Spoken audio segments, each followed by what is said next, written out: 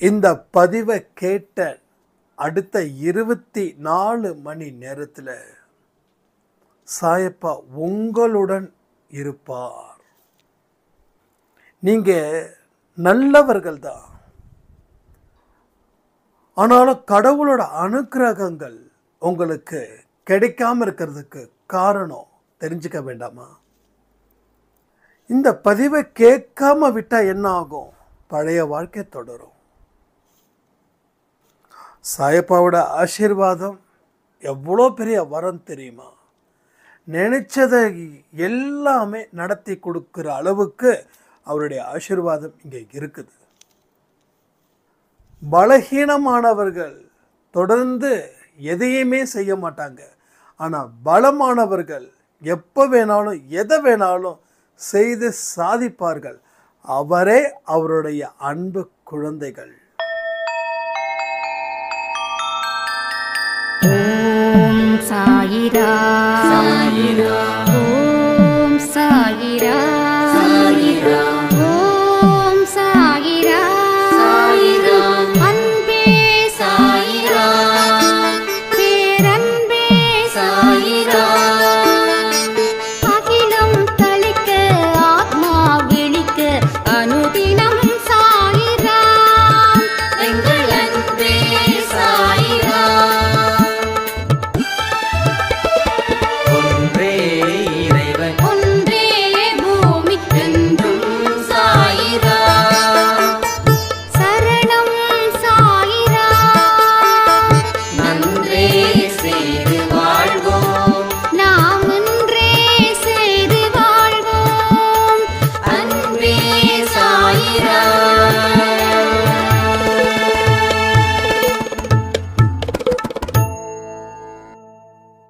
சாயிரா, என் உயிரின் உயிரானவர்களே,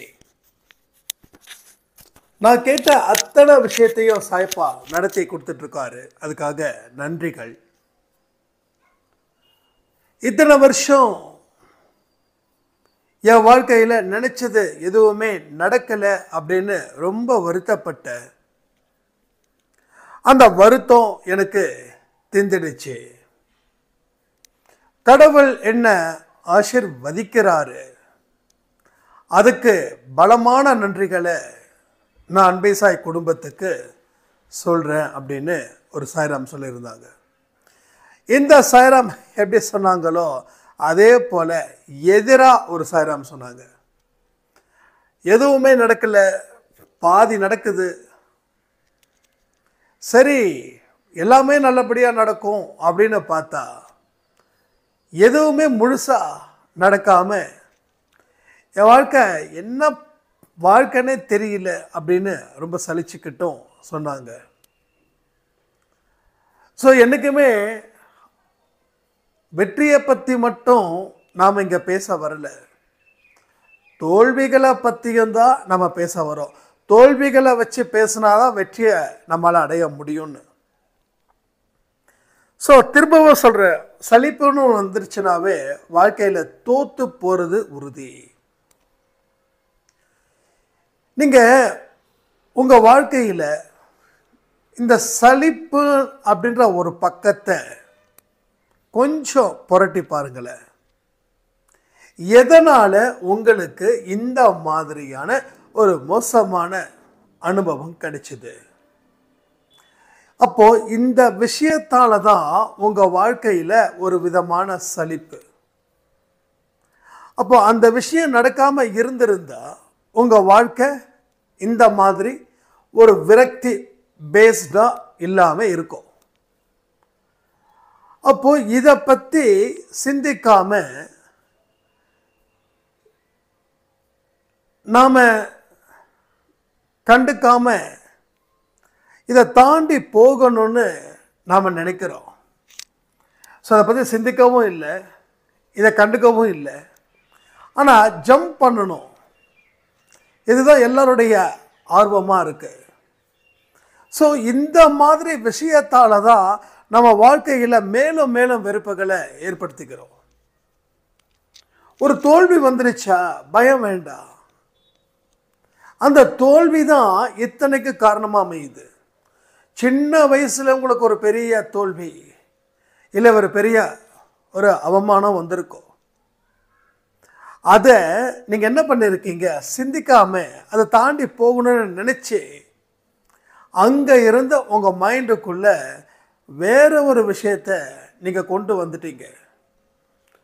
அந்த விஷயத்தை கொண்டு வந்தது இப்போ வரைக்கும் அதுக்கு உள்ள எந்தெந்த விஷயத்தெல்லாம் நீங்கள் தோல்விகளை சுமக்கிறீங்களோ, அவமானத்தை சுமக்கிறீங்களோ, அப்போ எப்படி சிந்திக்காமல் அதை கடந்து வந்தீங்களோ அதே போல் இப்பையும் சிந்திக்காமல் கடந்து வந்து அந்த இடத்த ஃபுல் பண்ணிக்கிட்டே இருக்கீங்க. ஸோ இன்னொரு இடம் நிறையாமல் இருக்குது, இந்த இடம் மட்டும் நிறைஞ்சிருக்குது. ஸோ நிறைஞ்ச அது உங்கள் வாழ்க்கைக்கு வரக்கூடிய பேராபத்து. ஸோ நிறையாமல் இருக்கிறது ஒரு இடம் இருக்குது பாருங்கள், வெத்த இடம். அந்த இடம் எதுவுமே இப்போ வரைக்கும் நிறையல. அது நிறைஞ்சாதான் உங்கள் வாழ்க்கையில் வெற்றி அப்படின்ற ஒரு விஷயத்தை நீங்கள் தக்க வச்சுக்க முடியும்.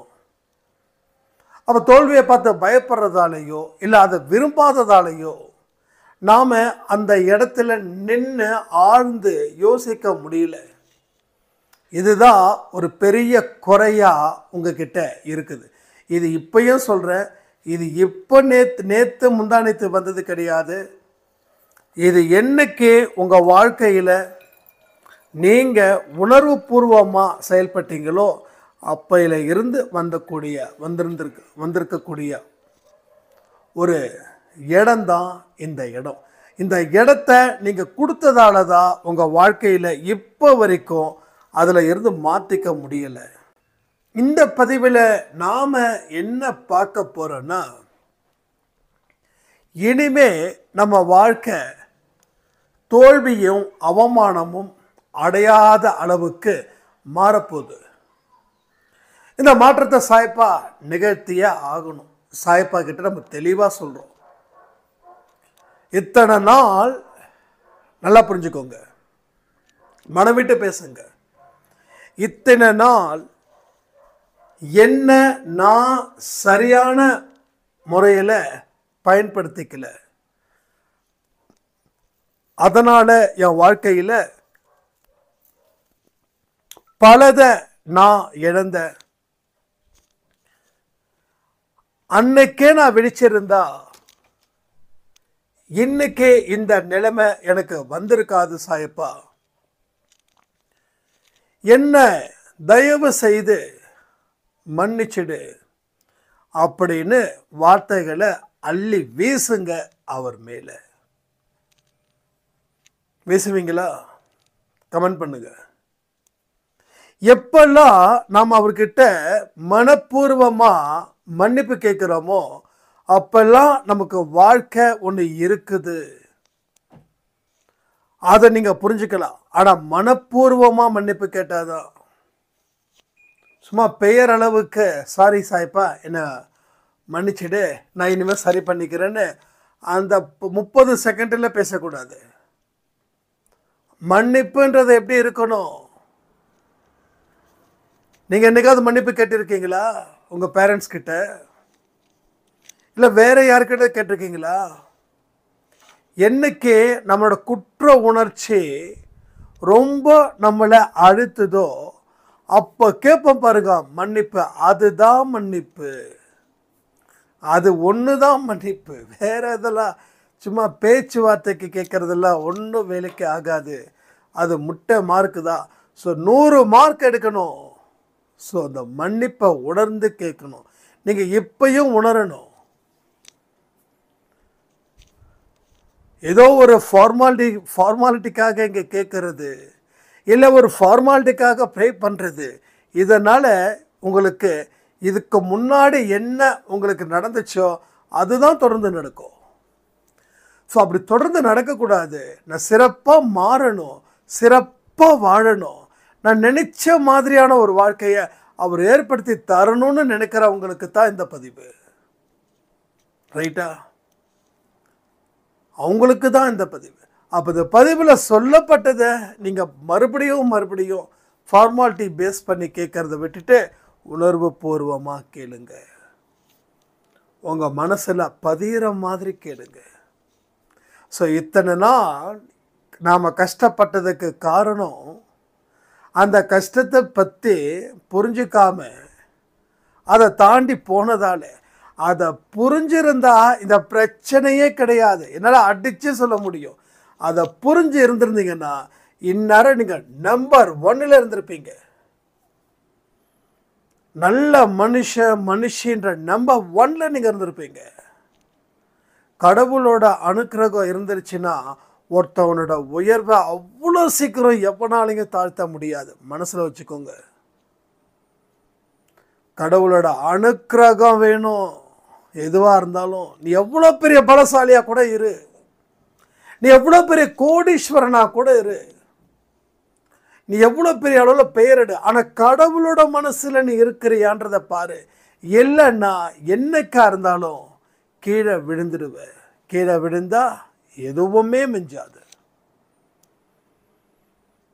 அதான் சொல்கிறேன், கடவுளோட அனுக்கிரகம் அதுதான் குறையாம பார்த்துக்கணும். அது குறையாம பார்த்துக்கிட்டா தான் உங்கள் வாழ்க்கை. ஆனால் நிறைய பேர் சொல்லுவாங்க, இல்லை நான் ரொம்ப கஷ்டப்படுறேன், கடவுளை வணங்குறேன், ஆனாலும் இன்னமும் இந்த கஷ்டம் தான் என்னை போட்டு வாட்டுதுன்னு இப்போ இந்த சாய்ராம் சொன்னாங்க இல்லையா, அந்த மாதிரி இருக்கிறவங்களுக்கு தான் இந்த பதிவு.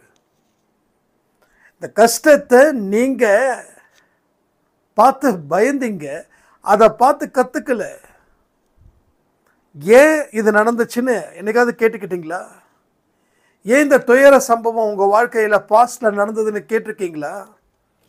இதுக்கு காரணத்தை வேணால் நீங்கள் யார் மேலே வேணாலும் தூக்கி போட்டிருக்கலாம். ஆனால் இதுக்கு காரணமாக இருக்கிற குற்றவாளி யார் தெரியுமா? அந்த குற்றத்தை ஏன் செஞ்சேன் தெரியுமா? ஸோ இது மாதிரி பல கேள்விகளை உங்களுக்குள்ள நீங்கள் கேட்கத்தான் அந்த ஞானம் அப்படின்றது ஒன்று பிறக்கும். ஞானம் பிறந்தாதான் யோசிக்கிறதுக்கு உண்டான தன்மையும் கிடைக்கும். அந்த யோசிக்கிற தன்மை கிடைச்சாதான் சரியான பாதை பயணம் இனி கரெக்டாக போகணும் அப்படின்னு தோணும். இல்லைன்னா நீங்கள் எப்பெல்லாம் பயணத்தை ஆரம்பிக்கிறீங்களோ அப்பெல்லாம் உங்களுக்கு பெரிய அளவில் ஆபத்து தான் காத்துக்கிட்டு இருக்கும். இங்கே உங்களை இப்படிலாம் சொல்கிறதால உங்கள் மைண்டுக்குள்ளே ஏதோ ஒரு டிஸ்டர்ப் பண்ணுறேன்னு நினைக்காதீங்க. இதில் இருந்து வெளியில் வருவதற்கு உண்டான வழிகளை தான் இப்போ நாம் இங்கே பேசிக்கிட்டு இருக்கோம். இதுலேருந்து எப்படி நீங்கள் மீள முடியும், எப்படி வர முடியும், எப்படி சாதிக்க போகிறீங்கிறத தான் இங்கே பற்றி பேசிகிட்டு இருக்கோம். உங்கள் லைஃப் புரிஞ்சுக்கோங்க. உங்கள் லைஃப் அப்படின்னு சொல்லும்போது உங்களுக்கு அந்த ஆனந்தம் வருதா இல்லையா கமெண்ட் பண்ணுங்க.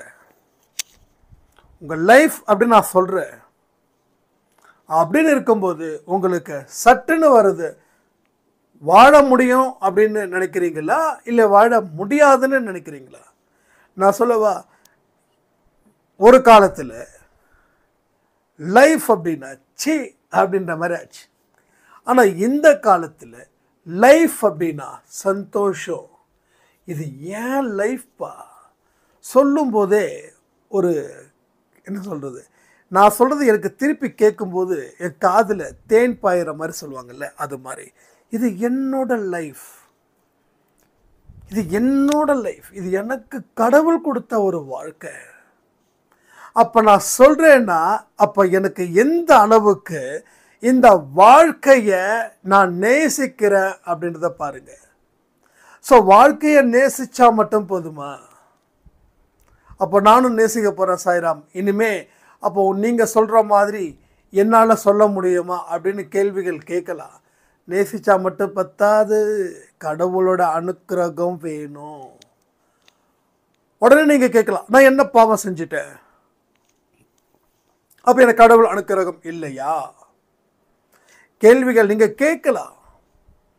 ஏன்னா மோஸ்ட்லி சாய்ராம் சொன்னாங்க, நாங்கள் என்னென்ன கேள்விகளை கேட்கணும்னு நினைக்கிறீங்களோ அதை நீங்களே கேட்டு நீங்களே ஆன்சர் பண்ணீங்க சாய்ராம்.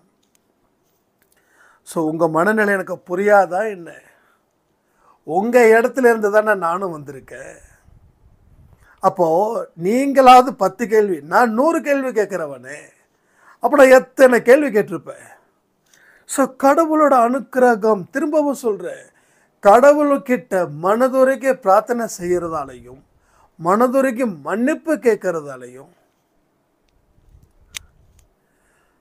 அடுத்தவங்க மேலே இறக்கப்பட்டு அவங்களுக்கு உதவிகள் செய்கிறதாலையும் தான் கடவுளோட அனுகிரகத்தை பெற முடியும்.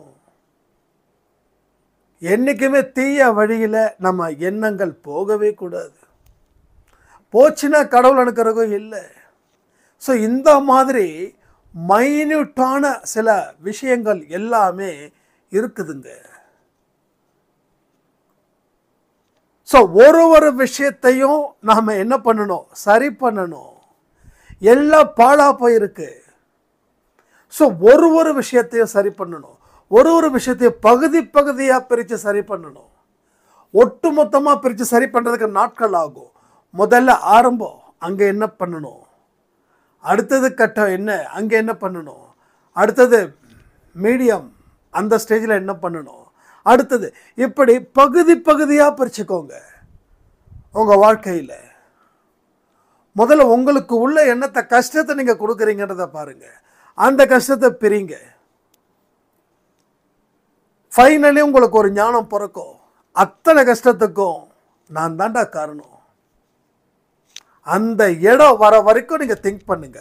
நான் சொன்னதால அந்த இடம் வரக்கூடாது. நீங்கள் உள்ளுக்குள்ளே போய் நோண்டில் அந்த விஷயம் வெளியில் வரணும். நான் சொல்கிறதால மட்டும் வந்துடக்கூடாது. நான் சொல்கிறது ஜஸ்ட் லைக் தட். என்ன பெரிய எக்ஸ்பீரியன்ஸ் கிடைக்க போகுது. ஸோ ஒரு விஷயத்தை நான் ரொம்ப யோசித்து பார்க்குறேன். நமக்கு உள்ளே வரக்கூடிய அறிவு அது நிரந்தரமாக இருக்குது. இப்போ நானும் பல பேரோட விஷயத்தை நான் கேட்கும்போது நான் அப்படியே சட்டுன்னு எடுத்துக்கிறது இல்லை. நான் நிறைய அன்பேஸ் ஆடியோவில் சொல்லியிருப்பேன். நான் சொல்கிறத அப்படியே ஏற்றுக்க வேண்டாம். அதில் இருக்கக்கூடிய விஷயத்தை ஆழமாக மனசுக்குள்ளே கொண்டு போங்க. அங்கே இருந்து அந்த விஷயத்தை மறுபடியும் என்ன பண்ணணும், ஸ்டார்ட் பண்ணுங்கன்னு. ஸோ அப்படி பண்ணுறவங்களுக்கு தான் வாழ்க்கையில் நல்ல ஒரு இடம் இங்கே கிடச்சிருக்குது. அதாவது தீர்க்கமாக யோசி. எந்த ஒரு விஷயத்தை முடிவு பண்ணுறதுக்கு முன்னாடியே தீர்க்கமாக யோசி. உன் தோல்விக்கு காரணம் அவங்கன்னு சொல்லக்கூடாதுன்னு நான் சொல்கிறதால நீங்கள் சொல்லாமல் இருக்கக்கூடாது. அதுக்கு உண்டான அர்த்தத்தை தெரிஞ்சுக்கணும். அந்த அர்த்தத்தை தெரிஞ்சுக்கிட்டு அங்கே இருந்து ஸ்டார்ட் பண்ணாதான் உண்மை புரியும். நான் சொல்கிறதால அது ஏதோ இவர் சொன்னால் கரெக்டாக இருக்கும், இவர் சொன்னதை அப்படியே செஞ்சுடுவோம், தயவு செய்து அப்படி நினைக்காதீங்க.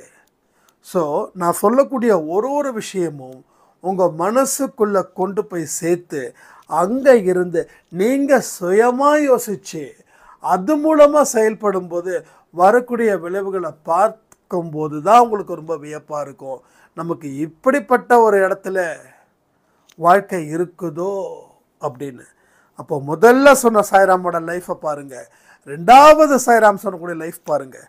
முதல் சாய்ராம் அன்பே சாய் ஆடியோவை தொடர்ந்து பார்த்துக்கிட்டு இருக்காங்க. ஒரு பதிவையும் நாம் அவங்கள வச்சு தான் உங்ககிட்ட சொன்னோம். ஒரு பதிவிலையும் என்ன நம்ம சொல்லியிருக்கோம் அதை ஒரு டைரியில் எழுதிக்கோங்க. எழுதி அதை ஃபாலோ பண்ணுங்கள். ஃபாலோ பண்ணும்போது கிடைக்கக்கூடிய எக்ஸ்பீரியன்ஸை வச்சு அடுத்த கட்டத்துக்கு நீங்கள் போங்க அப்படின்னு. ஸோ தொடர்ந்து கேட்டும் அதன்படி அதை யோசிச்சும் அதுக்கப்புறம் அதன்படி செயல்படுத்தி அதுக்கப்புறம் அவங்க ரெடி பண்ணுறாங்க. புரியுதா? ஸோ நிறைய சந்தேகங்களை எழுப்புவாங்க. சில சந்தேகங்களுக்கு நான் அவங்களோட ஆடியோ கேட்டேன் அப்படின்னா ரிப்ளை பண்ணுறேன். இல்லை அப்படின்னா அந்த பதிவு மூலமாக அவங்களுக்கு அந்த ஆன்சரும் கிடைச்சிடுது. ஸோ பல பேருக்கு என்ன ஒரு பிரச்சனைனா, நான் 1-2 பேரை மைண்டில் வச்சு தான் சொல்கிறேன். எல்லாமே செய்யணும், செய்வாங்க, ஆனால் அதை தொடர்ந்து செய்ய மாட்டாங்க. தொடர்ந்து செய்கிறதுக்கு அவங்க நிறைய காரணத்தை வச்சுப்பாங்க. என் உடம்பு மோசமாக இருக்குது, என் உடல்நிலை சரியில்லை, எனக்கு தலைவலி, நான் கொஞ்சம் தூங்கிட்டேன், எனக்கு குளிர், அப்படி இப்படின்னு. ஸோ சில பேரால் லைஃப்பில் சக்ஸஸ் ஆக முடியல. அந்த அன்பே சாய் குடும்பத்தில் இருக்கிறவங்கள தான் சொல்கிறேன். சில பேரால், பல பேரால் ஆக முடியுது, சில பேரால் ஆக முடியல. நான் எப்படி அவங்கள ஸ்டார்டிங்கில் பார்த்தேனோ அப்படியே இப்போ வரைக்கும் அவங்களுக்கு இருக்கிறாங்க. நான் தனிப்பட்ட முறையில் பேசியும் இருக்கு. ஸோ என்னென்ன விஷயங்கள் எல்லாம் நாம் ஒதுக்குறோமோ அது எல்லாமே நம்ம வாழ்க்கையில் வரக்கூடிய முன்னேற்றத்தை ஒதுக்கி வைக்கிற மாதிரி. சாயப்பா எனக்கு வேண்டாம், நீ எனக்கு முன்னேற்றத்தை கொடுக்க வேண்டாம், நீ முன்னேற்றத்தை கொடுக்கணுன்னா நான் நிறையா மாறணும், என்னால் மாற முடியாது, எனக்கு இந்த இடமே ரொம்ப சுகமாக இருக்குது அப்படின்னு நினைக்கிறவங்களும் உண்டு.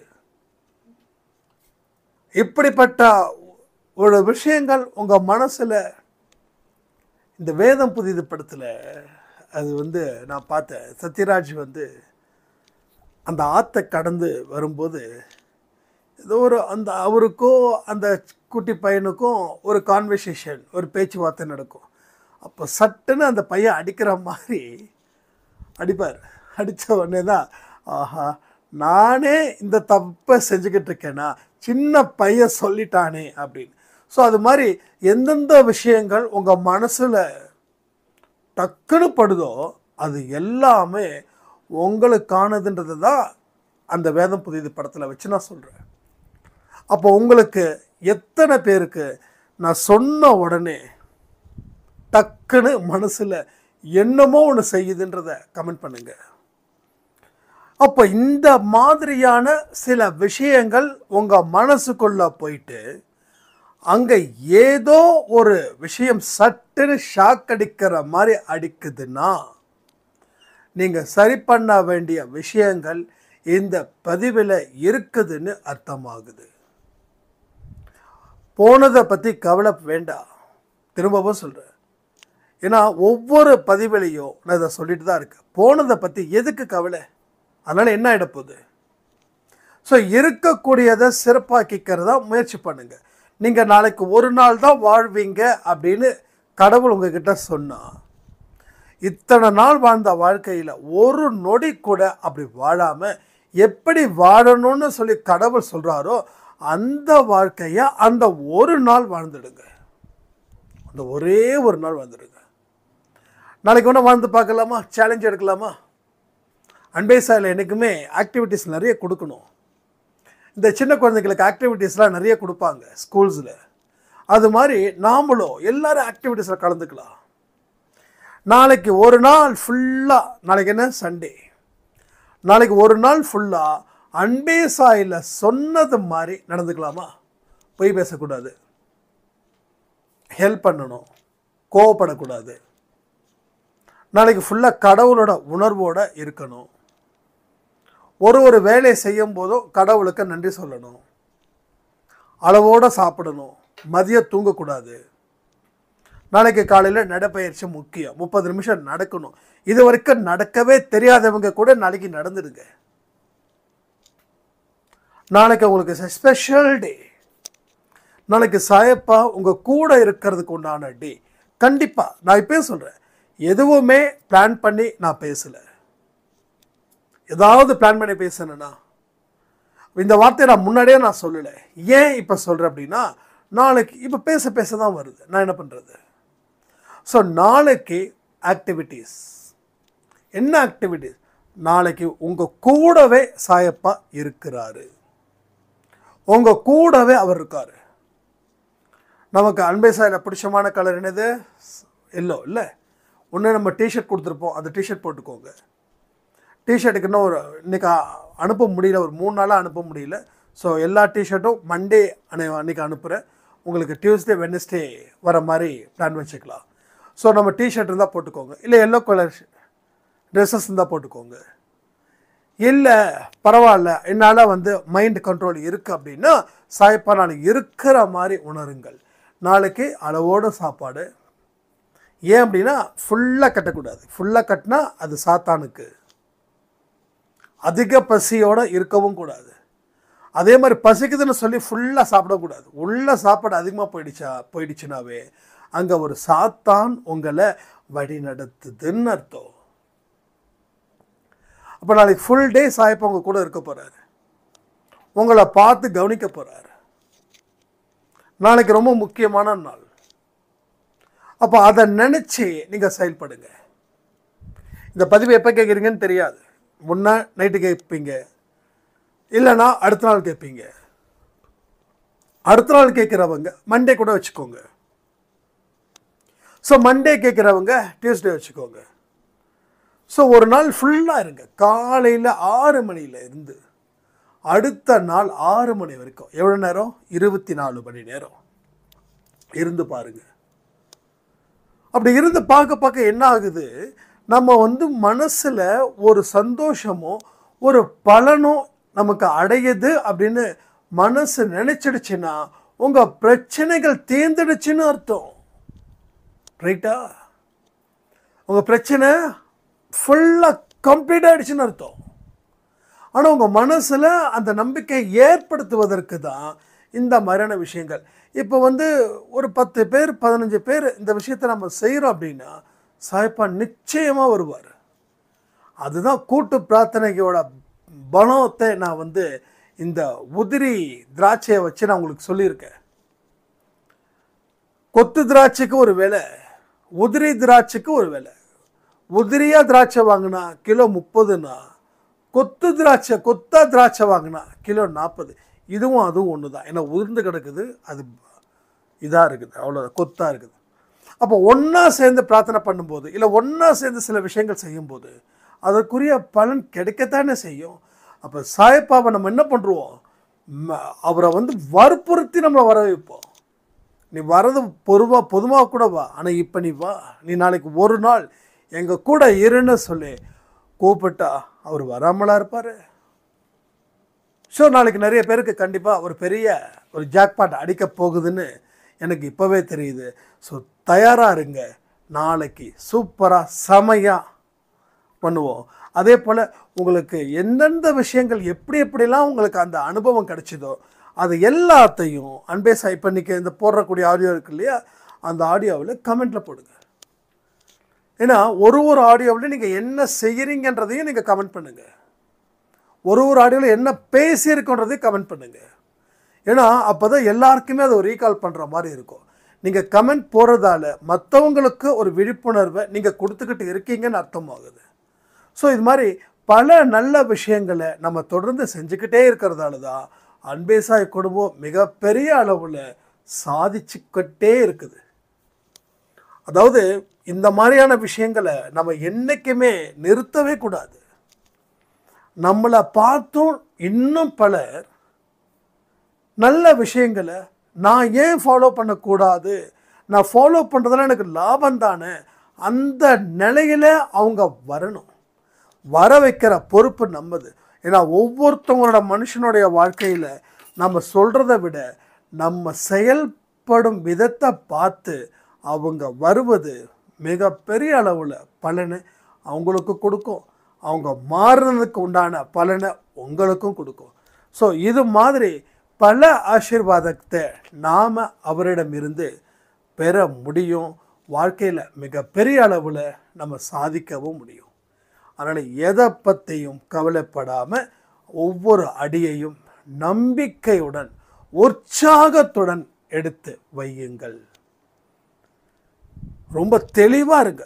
எல்லா விஷயத்தையும் நான் இனிமே செய்வேன், ஒரு விஷயத்தை கூட விடமாட்டேன் அப்படின்னு சொல்லி நல்லதுக்கு வைராக்கியத்தோடு இருங்க.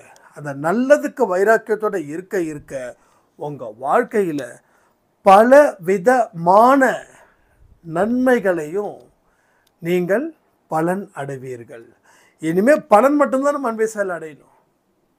அப்படி தான் அடைஞ்சிட்ருக்கோம். ஸோ பல பேரோட வாழ்க்கையையே மாற்றுவதற்கு உண்டான வழிகளை அன்பே சாய் கொடுத்துருக்கும் போது உங்கள் வாழ்க்கையை மாற்றாதான் என்ன. ஸோ 100க்கு 100 மாறும்னு சொல்லி இந்த பயிற்சியை எல்லாருமே தெளிவாக கலந்துக்கோங்கன்னு சொல்லி இந்த பதிவை நான் முடிக்கிறேன். ஜெய் சாய்ராம்.